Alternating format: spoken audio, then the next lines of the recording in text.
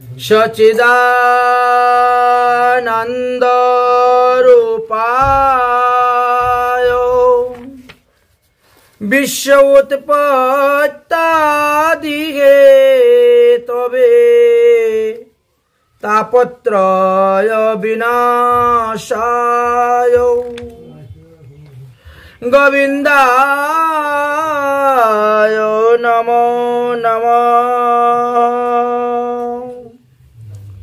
সদী ভক্তবৃন্দগণ, শ্রীমদ্ ভাগবত মহাপুরাণ আদি সমস্ত শাস্ত্রে সাধুগুরু বৈষ্ণবের সেবার কথা বর্ণন করে গিয়েছেন। বলছেন সাধুগুরু বৈষ্ণবরা হলেন আদরের বস্তু, আর এই আদরের বস্তুকে যারা অনাদর করেছেন তাদেরই পতন হয়েছে। সে বৈকুণ্ঠে হোক বা নিত্য গোলকধামে হোক বা স্বর্গেই হোক বা ব্রহ্মলোকে হোক, কৈলাসে হোক, বরুণলোকে হোক, বায়ুলোকে হোক, ইন্দ্রলোকে হোক, চন্দ্রলোকে হোক, যেখানেই থেকে সাধুগুরু বৈষ্ণবের নিন্দা করেছেন, পরিহাস করেছেন, উপহাস করেছেন বা প্রহার করেছেন, দুর্বাক্য বলেছেন, অনাদর করেছেন, এদের সকলেরই পতন হয়েছিল। এই জন্য ভগবান শ্রীকৃষ্ণ অর্জুনকে বলছেন, অর্জুন বৈষ্ণব ভজ কুন্তেয় মা ভজ অন্য দেবতা।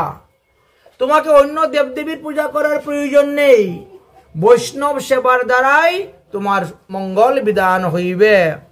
উপদেবস্তু তথা যক্ষ রাক্ষস ভূত গণায় অপি। বর্তমান জগতের মানুষ বিষয় সম্পত্তি লাভের জন্য, সিদ্ধি লাভের জন্য এরা ভূত প্রেরতের পর্যন্ত উপাসনা করে যাচ্ছে। জগতের জীবকে চমৎকারই দেখাবে, চমৎকার না দেখালে লোক তাকে নমস্কার করবে না, তার প্রতি আকর্ষণ হবে না, এর জন্য সিদ্ধি লাভের জন্য। কিন্তু যারা এই সমস্ত উপদেবতার ভজন করে সিদ্ধি লাভ করেন, তারা প্রেম ভক্তি থেকে বঞ্চিত হয়ে যান এবং পরবর্তী দেখতে তারা পশু পাখিতে গিয়ে জন্মগ্রহণ করতে হয়। দেবরাজ ইন্দ্র পর্যন্ত মারা যাওয়ার পরে তিনাকে গাধা হয়ে জন্মগ্রহণ করতে হয়। এটা মার্কেন্ডীয় পুরাণেতে আলোচনা করা আছে। মার্কেন্ডীয় ঋষি যখন তপস্যা করতে বসেছিলেন, তিনার তপস্যাকে নষ্ট করার জন্য দেবরাজ ইন্দ্র কতগুলো উর্বশী আর অপ্সরাকে পাঠিয়েছিল, চাও ঋষির তপস্যা ভঙ্গ করে আসো, না হলে ঋষি যদি আমার ইন্দ্রাসন চেয়ে নেয় তাহলে আমি থাকবো কোথায়। ঋষি তো বুঝতে পেরেছেন, তো উর্বশীরা অপ্সরারা ভয়ে কাছে আসতেছে না, দূরে থেকে তারা গান গায়, নৃত্য করে, নাচে কুদে, অন্য কিছু বলে, আরে এখানে আসো, এখানে আসো, তোমরা তো দেবকন্যা, দেবালয়ে থাকো, অতএব তোমরা এত দূর কেন? তোমরা তো আমাদের অতিথি, আমাদের বাড়িতে এসেছো, এত দূরে কেন? কাছে আসো, কাছে আসো, আমার কাছে আসো। আসার পরে বলেন, আমি জানি দেবরাজ ইন্দ্র তোমাদেরকে পাঠিয়েছে, তো শোনো, ভালো করে গান গাও, নৃত্য করে শোনাও, আমাকে দেখাও। অনেক গান গাইলে, নৃত্য করলেন, কিন্তু তিনাকে মুগ্ধ করতে পারলেন না। কারণ এর থেকে তোমাদের থেকে কোটি গুণ রূপ যার, তার ধ্যান আমি করি। যে তোমাদের থেকে কোটি সৌন্দর্য, তার ধ্যান আমি করতেছি, তো এই সৌন্দর্য, এই রূপে আমি মুগ্ধ হব থরি? আমি সর্বদা ভগবানের নিত্য রাসলীলা দেখতেছি, নিত্য লীলা দর্শন করতেছি, তো তোমাদের এই নাচ দেখে কি আমি সন্তুষ্ট হব, খুশি হব? আচ্ছা বলো তো, তোমরা যে দেবরাজ ইন্দ্রের কথা মতো আসলে আমার তপস্যাকে ভঙ্গ করতে, এতে তোমাদের কি অবস্থা হইবে? কায় মন বাক্যে কাউকে উদ্বেগ না দিবে। ভজন সাধন এমন জিনিস, কায় মন বাক্যে কাউকে উদ্বেগ না দিবে। তোমরা যে ইন্দ্রের কথা মতো আসলে, আচ্ছা ইন্দ্র তো কতদিন থাকবে? একটা ইন্দ্র 14 জন ইন্দ্রের রাজত্ব করেন ব্রহ্মার একদিনে। ব্রহ্মার এক দিবসে 14 জন ইন্দ্র রাজত্ব করেন। তাহলে ব্রহ্মার একদিন মানে এই 12 ঘন্টা, রাত কথা বলা হয় না, রাত নাই, শুধু দিন, 12 ঘন্টা। তো 12 ঘন্টার মধ্যে যদি 14 জনের রাজত্ব করে, তো এক একজন 1 ঘন্টাও তো পড়ে না। ব্রহ্মার হিসাবে 1 ঘন্টাও পড়তেছে না, 40 মিনিট 45 মিনিট হয়তো পড়তেছে। আচ্ছা 45 মিনিটে রাজত্ব যিনি করতে এসেছেন, তার আদেশ তোমরা পালন করতে এসেছ, ওই ইন্দ্র যে সবার পিছনে লাগে, আচ্ছা বলো তো এ মারা যাওয়ার পরে কি হয়? তোমাদের কি গতি হবে? বলে আমরা আরেক ইন্দ্রকে বিয়ে করে নিব, আমরা তো অপ্সরা, আমরা তো উর্বশী, আমাদের পরমায়ু হলো ব্রহ্মার একদিন পর্যন্ত, দিন রাত 24 ঘন্টা পর্যন্ত। 14 জন ইন্দ্রের পরিবর্তন হলেও আমরা এক ইন্দ্র পতন হলে আরেক ইন্দ্রকে স্বামী রূপে গ্রহণ করে নিই, প্রভু রূপে গ্রহণ করে নিই। বলে তাহলে সেই ইন্দ্রের কি অবস্থা হয়? এই পর্যন্ত তোমরা তো অনেক ইন্দ্রকে স্বামী রূপে গ্রহণ করেছ, তাহলে প্রথম যে ইন্দ্র তোমাদের আদেশ দিয়েছে, উপদেশ দিয়ে তোমাদেরকে কাজে লাগিয়েছে, সেই ইন্দ্র মারা যাওয়ার পরে কি হয়েছে? বলে গাধা হয়ে জন্মগ্রহণ করেছে। গাধা, যে রাজ্যের রাজাকে মারা যাওয়ার পরে গাধা হয়, সেই রাজ্যে যাওয়ার জন্য লোক পাগল, স্বর্গে যাওয়ার জন্য দেবদেবীর পূজা করতেছে। বলে তা তোমরা কি হবে? বলে আমরা তো আরেক ইন্দ্রকে বিয়ে করবো। বলে ঠিক আছে, আরেক ইন্দ্রকে বিয়ে করলেই বলা, ব্রহ্মার একদিন পর্যন্ত জীবিত তো, 14 জন ইন্দ্রকে ভোগ করার পর তোমাদের গতি কি হবে? বলে আমরা গাদিনী হয়ে জন্মগ্রহণ করবো পৃথিবীতে, গাদিনী হয়ে জন্মগ্রহণ করবো। তাহলে দেখা গেল যে কোনো দেবদেবী আমাদেরকে মুক্তি দিতে পারে না, তারা নিজেরাই মুক্তি লাভ করতে পারে না, কারণ ওটা তো ভোগ শরীর, স্বর্গেতে সাধন ভজন হয় না। এই জন্য খট্টাঙ্গ মহারাজ যখন জানতে পারলেন যে আমার পরমায়ু আর মাত্র 48 মিনিট সময় আছে, বলে তাড়াতাড়ি আমাকে ভারতবর্ষে পাঠাও, ভারতবর্ষ হলো কর্মভূমি। এই ভারতবর্ষে গিয়ে যতটুকু ভজন করবে, সাধন করবে, ততটুকুই আপনার কল্যাণ হবে, মঙ্গল হইবে। তাই ভগবান শ্রীকৃষ্ণ বললেন বৈষ্ণব ভজ কুন্তয়, হে কুন্তি পুত্র অর্জুন, তুমি একমাত্র বৈষ্ণবের ভজনা করো, মা ভজ অন্য দেবতা। এই লক্ষ্মী, কালী, দুর্গা থেকে আরম্ভ করে যত দেবদেবী আছেন, এদের পূজা করার প্রয়োজন হবে না, একমাত্র হরি ভজনের দ্বারাই তোমার কল্যাণ হবে, আর সাধুগুরু বৈষ্ণবের ভজনের দ্বারা তোমার কল্যাণ হইবে। কারণ ভক্ত রজ পদ, ভক্ত পদ জল, ভক্ত ভুক্ত অবশিষ্ট, তিনি মহাফল। তাই যত বড় উৎসব হোক, যত অনুষ্ঠান হোক, সমস্ত উৎসব অনুষ্ঠানে ভগবানকে নিবেদন করে ভগবানের প্রসাদ সর্বজীবকে দান করো। একবার যদি কেউ ভগবানের এক গ্রাস প্রসাদ গ্রহণ করতে পারে, তাহলে সে 1000 ব্রতের ফল লাভ করতে পারে। অতএব অন্নদান, প্রসাদ দানের মতন মহাদান আর কিছু নাই। এই কলিযুগের মানুষ অন্নগত প্রাণ, অন্নদান করবেন, কিন্তু সেই অন্ন ভগবানকে নিবেদন করে সেই প্রসাদ রূপে দান করবেন, তাহলেই উত্তম ফল লাভ করতে পারবেন। আর দ্বিতীয়ত কি আছে? আরেকটি পদ্ধতি, দ্বিতীয় আছে বৈষ্ণব কন্যা দানঞ্চ পরম নির্বাণ হেতুনা। যদি আপনার কোনো কন্যা সন্তান হয়, তাহলে বিষ্ণু ভক্ত বৈষ্ণবের কাছে সেই কন্যা দান করবেন। তাহলে বিনা সাধনে, বিনা ভজনে কন্যাদানের পুণ্যের দ্বারাই আপনি উদ্ধার হয়ে যেতে পারবেন। যদি কন্যা সন্তান না থাকে, তাহলে কি করতে হবে? তো বলে পরম নির্বাণ হেতুনা বৈষ্ণব উচিষ্ট ভোজনাম। তাহলে যেখানেই বৈষ্ণব সেবা হবে সেখানেই যাবে আর বৈষ্ণবের উচিষ্ট ভক্ষণ করবে। বৈষ্ণবরা উঠে যখন চলে যাবে, প্রত্যেকের থাল থেকে একটু একটু করে প্রসাদে নিয়ে নিবে, নিয়ে সব একত্র করে সেটা খাবে। কোনো ঘৃণা লজ্জা থাকবে না, ঘৃণা লজ্জা থাকলে হবে না। বৈষ্ণব অদরামৃতেতে যার শ্রদ্ধা, রুচি, ভক্তি হয়েছে, সে তাড়াতাড়ি ভগবানকে পেয়েছে। আমরা কালিদাস আর ঝরু ঠাকুরের জীবনীতে দেখতে পেয়েছি, চৈতন্য চরিতামৃত গ্রন্থেতে তা বিস্তারিত বর্ণন করে দিয়েছেন যে কালিদাস এই রঘুনাথ দাস গোস্বামী পাদের খুড়া ছিলেন, কাকা। তিনি নবদ্বীপে এমন কোন বৈষ্ণব নেই যে তার অদরামৃত তিনি গ্রহণ করেন নাই। একেবারে নিম্ন জাতের থেকেও যদি কোনো বৈষ্ণব আসে, তার অদরামৃত তিনি খেতেন। কারণ তিনি জানতেন যে বৈষ্ণবেতে কোনো জাতি বুদ্ধি করতে নাই। সে ব্রাহ্মণ কুল থেকে আসুক, ক্ষত্রিয় কুল থেকে আসুক, বৈশ্য কুল থেকে আসুক, শূদ্র কুল থেকে আসুক, যে কোনো কুল থেকে আসুক, বিষ্ণু মন্ত্রের দীক্ষা গ্রহণ করা মাত্রই তিনি দাক্ষ ব্রাহ্মণ হয়ে গেলেন। তিনি আর শূদ্র রইলেন না। আর যখন তিনি ভগবানকে ভোগ দিয়ে ডেইলি প্রসাদ খেতে শুরু করলেন, তখন তার দেহ চিতানন্দময় চিন্ময় হয়ে গেল। তাই এই যে রক্ত মাংসের পঞ্চভুক্ত দেহ নিয়ে তিনি শূদ্র করে এসেছেন, সেই শূদ্রতা তার আর রইল না। শূদ্রানাংশ পাটিষ্ঠে হরের নাম বিক্রয়ী, আমরা এই শ্লোকটা পরবর্তী সময়ের মধ্যে পাব। এবার বললেন, অতএব পরম নির্বাণ হেতুনা বৈষ্ণব উচিষ্ট ভোজনাম। তাই বৈষ্ণবীর উচিষ্ট সব একত্র করে সেটা ভোজন করতে হয়। যাদের মাতা পিতা পূর্বপুরুষগণ মারা গিয়েছেন, অনেকের মাতা পিতাই ছিলেন যে তারা সদাচারী নয়, প্রসাদভোজী নয়, বিষ্ণুবন্তে দীক্ষিত নয়, অন্যান্য দেবদেবীর উপাসনা করতেন, কেউ বা দীক্ষাও নেয় না, এইভাবে মারা গিয়েছেন।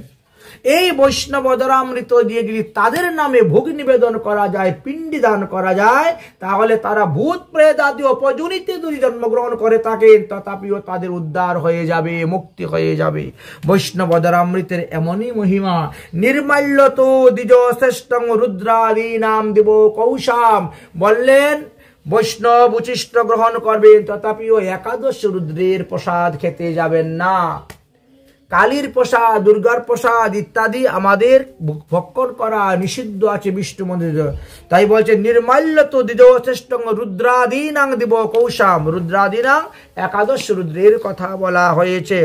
কিন্তু মহাদেব পরম বৈষ্ণব, বৈষ্ণবানাম যথাশম্ভু, যিনি সদাশিব, তিনি হলেন পরম বৈষ্ণব।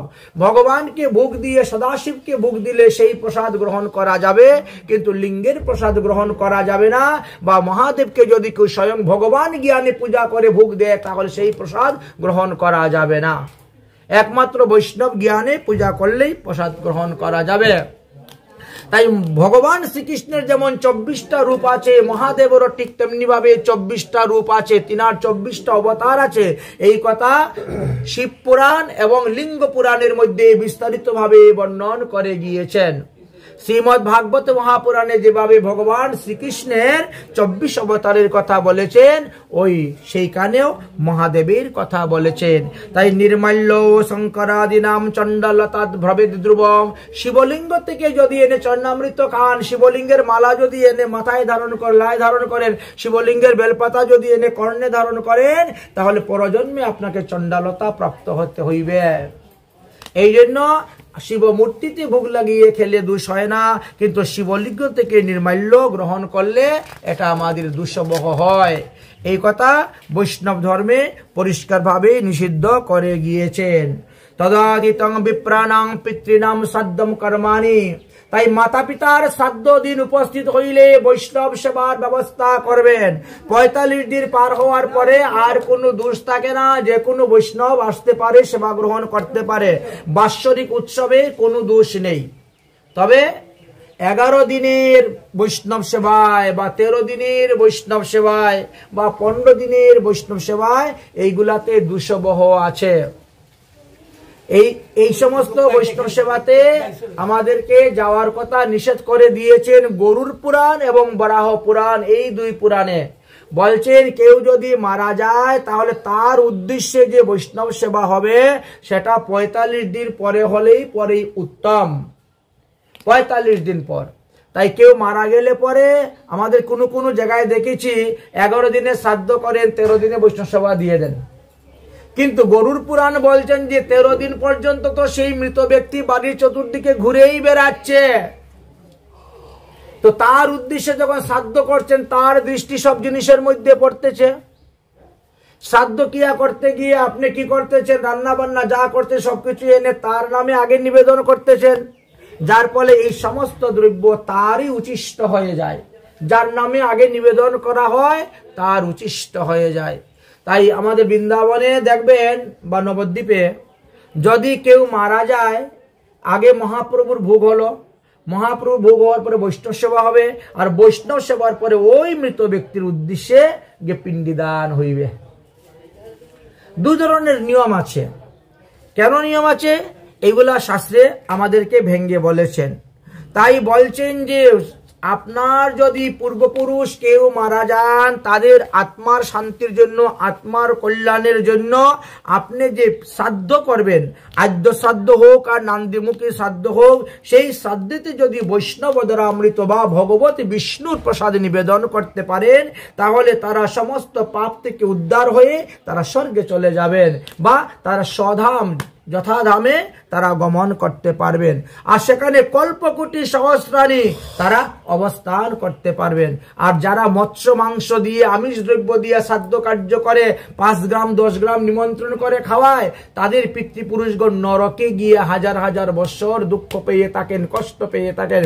হরিভক্তি বিলাস এবং শ্রীমদ্ ভাগবত মহাপুরাণ, গরুর পুরাণ এবং বরাহ পুরাণ বলছেন, কলিযুগে শ্রাদ্ধতে আমিষ দ্রব্য ব্যবহার করা নিষেধ। শ্রাদ্ধ কার্যে কখনো আমিষ দ্রব্য ব্যবহার করবেন না। যদি একটু আমিষ ভুজি ব্যক্তি মারা যায়, তাকেও বৈষ্ণব শ্রাদ্ধ বিধান অনুসারে শ্রাদ্ধ করবেন। আমিষ ভুজি ব্যক্তি মারা গেছে বলে সে তো মাছকেই মারা, তাতে কি হলো, তাই বলে তাই শ্রাদ্ধতে মাছ দিবেন? এমন কোনো কথা তো হরিভক্তি বিলাস বা আমাদের গরুর পুরাণ, বরাহ পুরাণ, শ্রীমদ্ ভাগবত পুরাণ কোথায় এই কথা লেখা নাই।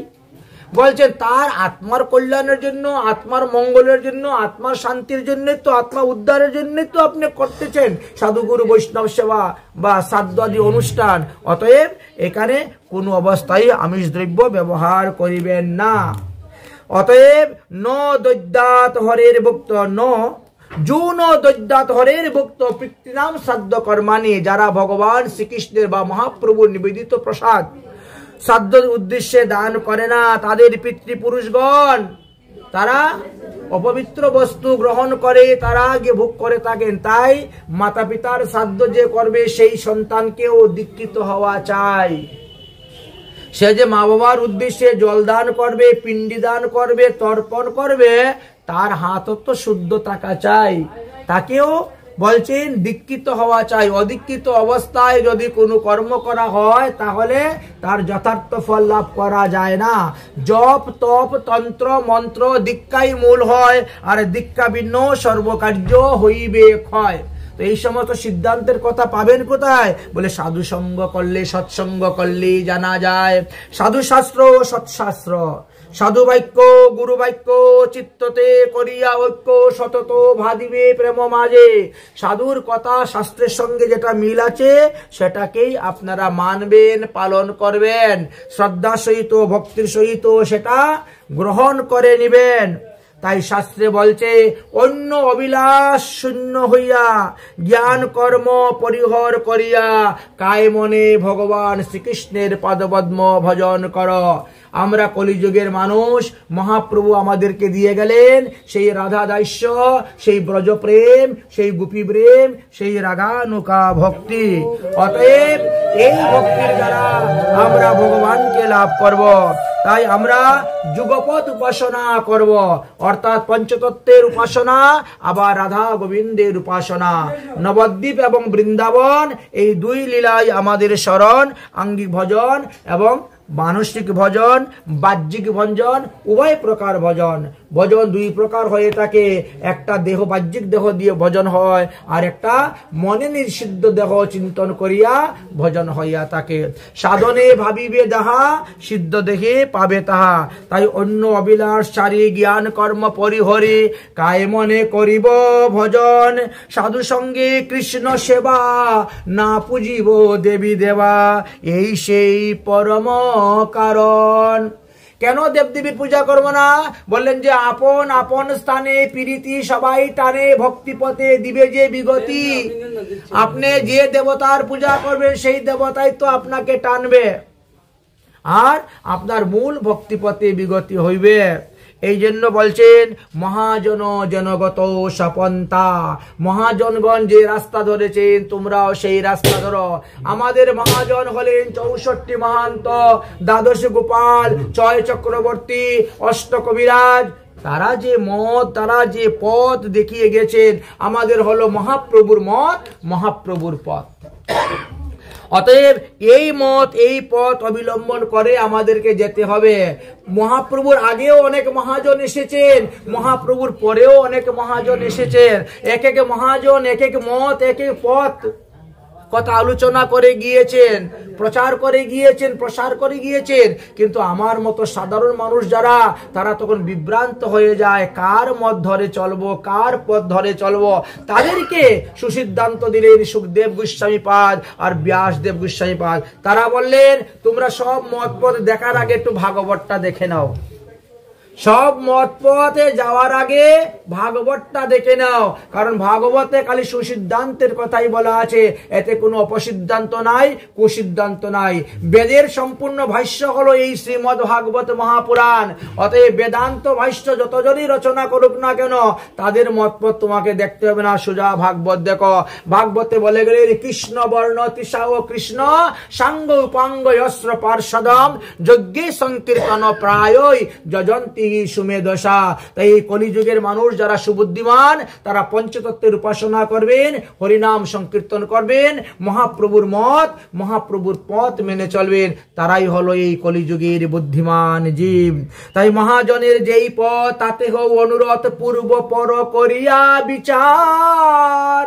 পূর্ব পর বিচার করিয়ে চলবেন, তবেই গিয়ে তোমার মঙ্গল হইবে, কল্যাণ হইবে। অতএব এই মনুষ্য দেহটা বড় দুর্লভ। 84 লক্ষ যোনি ভ্রমণ করার পরে এই মনুষ্য দেহটা পেয়েছি। তাই এই মনুষ্য দেহটা আমাদেরকে কাজে লাগাতে হবে, অর্থাৎ মনুষ্যত্ব অর্জন করতে হবে। আমাদের দেহের মধ্যে পশুত্ব আছে, কিন্তু এইগুলা আগে ধীরে ধীরে ধীরে ধীরে বাদ দিতে হবে। এক পা সামনের দিকে অগ্রসর হবেন, এক পা পিছন দিকে কমাবেন, এইভাবে করে পশুত্ব আমাদেরকে কমাতে হবে। দুর্লভ জন্ম হেন নাহি বজ হরি কেন, কি লাগিয়া মর ভব বন্ধনে। দেব দেবীর পূজা করে বিষয় চেয়ে কামনা বাসনা পূর্তি করতে গিয়ে তুমি যে ভববন্ধনের মধ্যে জড়িয়ে পড়তেছ, এই বন্ধন থেকে মুক্তি লাভ করবে কেমন করে? যে যত বেশি জাল পাতবে, সে তত বেশি বন্ধনের মধ্যে পড়বে। তাই বলছেন, ছাড়ো অন্য ক্রিয়াকর্ম নাহি দেখো বেদ ধর্ম। বেদে তো আর শেষ নেই কর্মকাণ্ডের, অতএব অত কর্মকাণ্ড করে গিয়ে বাবা পারবা না, সোজা সোজা হরিভজন কর। তাই বলছেন, ছাড়ো অন্য ক্রিয়াকর্ম নাহি দেখো বেদ ধর্ম। ভক্তিপথে কর কৃষ্ণ পদে কর সভা দ্বন্দ্ব। ভগবান শ্রীকৃষ্ণের চরণে আত্মনিবেদন করে দাও, মন নিবেদন করে দাও, করে 16 আনা মনে কৃষ্ণ ভজন কর। যে সমস্ত লোক দেবদেবীর উপাসনা করে যাচ্ছেন, তারা দেবদেবীর উদ্দেশ্যে বিভিন্ন মানসা করেন, পাঠা খসি আদি বলি দিয়ে থাকেন, এইগুলা কোনোটাই প্রকৃত ধর্মের মধ্যে পড়ে না। এটা উপধর্ম, এটা ছল ধর্ম, এটা আবাস ধর্ম, এটা পরধর্ম বলে ভাগবত বর্ণন করে গিয়েছেন। ছল ধর্ম, উপধর্ম, আবাস ধর্মের দ্বারা প্রকৃত ফল লাভ করা যায় না। তাই কর্মকাণ্ড জ্ঞান কাণ্ড কেবল বিষের ভাণ্ড, অমৃত বলিয়া যে বা খায়। নানা জনি সদা পীরে কদর্য ভক্ষণ করে, তার জন্ম অধুপতে যায়। অর্থাৎ আপনি যদি একটা জীবকে হত্যা করেন, ওই জীবের শরীরে যতগুলা লোম আছে, তত 1000 বছর আপনাকে কুম্ভিপাক নরকে বাস করতে হবে। তারপরে ওই জীবের মতন দেহ ধারণ করে তোমাকেও সেইভাবে কর্মফল ভোগ করতে হইবে। তাই যে যেমন কর্ম করবেন, সে সেরকম ফল ভোগ করবেন। অতএব উত্তম কর্ম করলে উত্তম ফল পাবো। আমাদের উত্তম কর্ম হলো রাধা কৃষ্ণের চরণ সেবা পূজা করা।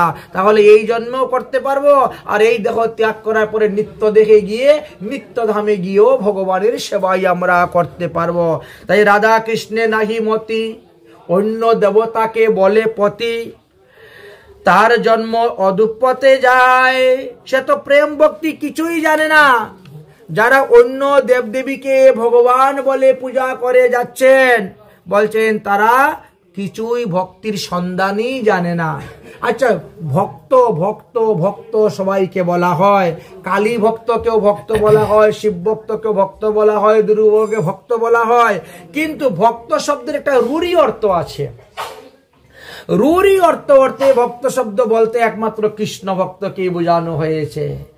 সংবিধান যদি আপনি দেখেন, তাহলে দেখবেন দেবদেবীর উপাসকদেরকে ওখানে ভক্ত বলা হলেও এটা গৌণ অর্থে।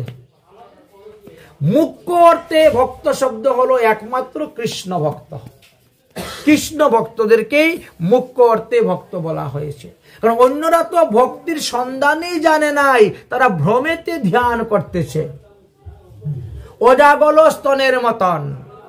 তাই বলছে নাহি জানে ভক্তির সন্ধান, ভ্রমেতে করে হে ধ্যান, বৃথা তার সেই ছাড় ভাবনা। ওরা তো ভগবানকে দেখতে পায় না, ভগবানের আলোকে দেখতে পায়। এই যে বাল্বটাকে দেখতে পাচ্ছি না, বাল্বের আলো দেখতে পাচ্ছি, ওই আলোকে দর্শন করে যায় ভগবানকে ধরার জন্য। এটা ভগবান থেকে জ্যোতিটা বেরোচ্ছে, আলোটা বেরোচ্ছে, তাকে ধরতে যাব। ভগবান আসেন না তাকে ধরার জন্য। তাই বললেন ভ্রমেতে করে হে ধ্যান, নাহি জানে ভক্তির সন্ধান। অতএব ভক্তির সন্ধান লাভ করতে গেলে তোমাকে ভক্ত সঙ্গ করতে হবে, ভক্তের সেবা দিতে হবে। জ্ঞান কর্ম করে লোক, নাহি জানে ভক্তি যুগ। ভক্তি যুগ জানে না। ভক্তি যুগ দেখেন শ্রীমদ ভগবত গীতাতেও আছে, ভাগবত মহাপুরাণও আছে, সব জায়গাতেই আছে, কিন্তু আগে ভক্তি যুগের কথা কোথায় বলা নেই। সব জায়গায় দেখবেন আগে কর্মের কথা আছে, জ্ঞানের কথা আছে, তারপরে ভক্তির কথা বলেন। কারণ ভক্তি খুব মূল্যবান বস্তু, শ্রেষ্ঠ বস্তু। মূল্যবান বস্তু রাখতে গেলে মানুষ খুব যত্ন করে রাখে, খুব ভিতরের মধ্যে রাখে। ঠিক তেমনি ভাবে ভক্তিটাকেও সর্বদা গোপন করে রাখেন ভগবান। তাই জ্ঞান কর্ম করে লোক, নাহি জানে ভক্তির যোগ, নানা মতে হইয়া অজ্ঞান। তারা অধর্মকে ধর্ম বলে মনে করে, অকর্মকে কর্ম বলে মনে করে, আর করে যাচ্ছে। কারণ একটা হলো শ্রেয় আর একটা হলো প্রেয়। তারা প্রেয়কে শ্রেয় বলে মনে করে, সেটা ভোগ করে যাচ্ছে, কিন্তু যেটা প্রেয় বাস্তবে ওটা শ্রেয় নয়। শ্রেয়র মধ্যে কোন শ্রেয় জীবের হয় সার? বলে কৃষ্ণ ভক্তি বিনা শ্রেয় বিদ্যা নাহি আর। এই জগতে সব থেকে শ্রেয় হলো ভগবানের প্রেম ভক্তি লাভ করা, এর থেকে আর শ্রেয় কিছুই নাই। অতএব এই জন্মেই, এক জন্মেই ভগবান পদপদ্ম লাভ করতে পারেন যদি এক মনে এক চিত্তে ভগবানের ভজন করতে পারেন। তাই মহাজন বলছেন বিষয় বিপত্তি জানো, সংসার স্বপ্ন মানো, নরতনু ভজনের মূল। এই বিষয় যত বাড়াবেন ততই মন চঞ্চল হবে। তাই বিষয় বিপত্তি ভজন পথে বাধা দেয়। শ্রীমদ ভাগবত মহাপুরাণে বলছে সাধু শান্ত মহাত্মারা তোমরা মঠ মন্দির বানাইতে যাইও না, নিষেধ করে দিয়েছেন। সাধু শান্ত মহাত্মাদেরকে বলছেন মঠ মন্দির বানাতে। ও মঠ মন্দির বানালেই ওর মধ্যে মাথা ঢুকে যাবে, সাধন ভজন নষ্ট হয়ে যাবে, ভজন সাধন নষ্ট হয়। তাই বলছেন যে বিষয় বিপত্তি জানো, সংসার স্বপ্ন মানো, নরতনু ভজনের মূল। তাই রঘুনাথ দাস গোস্বামী পাদ দেখো, এত বড় জমিদারের ছেলে সব বিষয় ত্যাগ করে দিয়ে চলে গেলেন মহাপ্রভু সেবা করার জন্য নীলাচলে। সিংহদ্বারে ভিক্ষা করে খাচ্ছে, যার বাবা প্রতি বছরে 8 লক্ষ টাকা বৈষ্ণব সেবায় দান করেন। আজ থেকে 500 বছর আগে 1 টাকা হলে 8 মণ চাউল কিনা যেত। সেই সময়ের কথা বলা হচ্ছে। ইনি প্রতি বছরে 20 লক্ষ টাকা আয় করতেন জমিদারি থেকে, আর 12 লক্ষ টাকার হিসাব নবাবকে দেখাইতেন, আর বাকি 8 লক্ষ টাকা তিনি সাধুগুরু বৈষ্ণব সেবা ব্যয় করতেন। নবদ্বীপবাসী গৌর মণ্ডলে এমন কোন বৈষ্ণব ছিল না যে রঘুনাথ দাস গোস্বামীর বাবা তাকে দান করে নাই। মাসে মাসে বস্তা বস্তা চাউল, বস্তা বস্তা ডাল পাঠিয়ে দিতেন বৈষ্ণবদের বাড়িতে। যার যেটা প্রয়োজন সেটাই, যার যেটা প্রয়োজন সেটাই, খালি শুনলেই হলো একবার কানে অমুক বৈষ্ণবের এই জিনিসের অভাব, বাস নাও দিয়ে আসো। এইরকম ছিলেন তিনি, উদার প্রকৃতি। রঘুনাথ দাস গোস্বামী পাদ যাওয়ার পরেও তার বাবা রঘুনাথ দাস গোস্বামী সেবার জন্য 280 টাকা পাঠিয়েছিলেন। তিনি টাকাগুলো রাখলেন আর প্রতি মাসে 2 বার বৈষ্ণব সেবা দিতেন নীলাচলে মহাপ্রভুকে। কয়েকবার মহাপ্রভু নিমন্ত্রণ স্বীকার করে আসলেন, সেবা গ্রহণ করলেন, তারপরে আর মহাপ্রভু আসতে চান না। স্বরূপ দামোদরকে জিজ্ঞাসা করলেন কি ব্যাপার? প্রথম যখন আমি বৈষ্ণব সেবা দিলাম মহাপ্রভু তো খুব আনন্দের সহিত আসলেন, প্রসাদ পেলেন, গান বাজনা নাচা কুদা করলেন। তারপর থেকে আস্তে আস্তে আস্তে আস্তে দেখি এখন দেখি মহাপ্রভু নিমন্ত্রণ দিলে আসতে চান না। বলে তোমার মা বাবা যে, তোমার বাবা যে বিষয়ী, বিষয়ীর অন্ন খাইলে মলিন হয় মন। এখন তিনি তোমার নিমন্ত্রণ রক্ষা করে কতদিন এসেছেন, এই জন্য দেখলেন যে ওটা খেলে সাধন ভজন ঠিক হচ্ছে না। এই জন্য সাধুসন্ত মহাত্মাদেরকেও বলা আছে হিসাব করে খাবে ভান্ডারা। উৎসব পঙ্গত ভান্ডারা খেতে গেলেও হিসাব করেই খেতে হয়, বলেছেন। বেহিসাবে খেলে সাধন ভজন সব নষ্ট হয়ে যাবে, খুব হিসাব করে খেতে হয়। কে রান্না করেছে, কে ভোগ লাগিয়েছে, কে ভান্ডারা দিচ্ছে, সে টাকাটা সৎপথ থেকে আসছে না অসৎপথ থেকে আসছে, কোথার থেকে আসছে, অনেক কিছু বিচারের আছে। এগুলি শিক্ষণীয় বিষয় অনেক কিছু আছে। তাই বলছেন আমরা তো দেখেও শিখি না, দেখে শুনেও শিখি না। স্ত্রী পুত্র বন্ধু যত মরে যাচ্ছে শত শত, দেখেও তো আমাকে যে একদিন মরতে হবে এই চিন্তা নাই। এত মানুষ মারা যায় আমরা দেখি, দেখার পরেও আমাদের এই জ্ঞানটা হয় না যে আমারও তো কোন দিন হরিবল বলতে হবে। তা আমি আগের থেকে তৈরি থাকি যাওয়ার জন্য। মৃত্যুর পরে আমরা তৈরি করে দেই। কেউ মারা গেলে পরে যারে গঙ্গা জলে স্নান করে দে, তিলকটা করে দে, মালাটা পরিয়ে দে, সাদা কাপড় পরিয়ে বাস্তব আগের থেকেই তৈরি থাকি যাওয়ার জন্য। কি আছে, যখন আসবে চল আমি তৈরি আছি যাওয়ার জন্য, অসুবিধা নেই। তাই স্ত্রী পুত্র বন্ধু যত মরি যাবে শত শত, আপনি আপন হও সাবধান। এখনো সময় আছে। এই অনিত্য দেহ দিয়ে নিত্য বস্তু ভগবানকে লাভ করে ভগবত ধামে যেতে পারবেন। জন্ম মৃত্যুর কৈবল্য হাত থেকে রক্ষা হতে পারবেন। এই ভবরোগ নিবারণের মহা ঔষধ এই ভগবানের প্রসাদ, ভগবানের চরণামৃত, ভগবানের ভজনের দ্বারা এই অনিত্য দেহকে থেকে তুমি নিত্য বস্তু লাভ করে ভগবত ধামে তুমি যেতে পারবে। তাই রাধিকার চরণে রেণু ভূষণ করহ তনু। রাধারানীর চরণ রেণু দ্বারা তিলক করবেন, অর্থাৎ রাধা কুণ্ডে রস দ্বারা তিলক করেন। শ্রী রাধিকার চরণ রেণু ভূষণ করিলে তনু, অনাহাসে পাবে গিরিধারী। রাধারানীর কৃপা হবে এবং গিরিধারীকে অনাহাসে লাভ করতে পারবে। শ্রী রাধিকার চরণ আশ্রয় যে করিয়াছে মহাশয়, তারে মই যাহি বলি হারি। তাই রাধারানীর চরণ আশ্রয় করলেই আমাদের মঙ্গল হইবে। अरे कृपा करेंगे राधा, कृपा करेंगे राधा रानी, वृंदावन जाओ। कृपा करेंगे राधा रानी, वृंदावन जाओ। राधे राधे राधे राधे राधे राधे गाओ। राधे राधे हाँ, राधे राधे राधे राधे राधे राधे राधे राधे। हेलो, ओ कृपा करेंगे राधा रानी, कृपा करेंगे राधा रानी, श्री वृंदावन जाओ। राधे राधे राधे राधे राधे राधे गाओ। राधे राधे राधे राधे राधे राधे राधे राधे। जो कोई गावे जीवन सफल बनावे। राधे राधे जो कोई गावे जीवन सफल बनावे। राधा नाम की रस की धारा से सब पाप कट जावे। राधा पाप कट जावे। ये सी धारा को प्यारे रस धारा को प्यारे अपने मन बसाओ।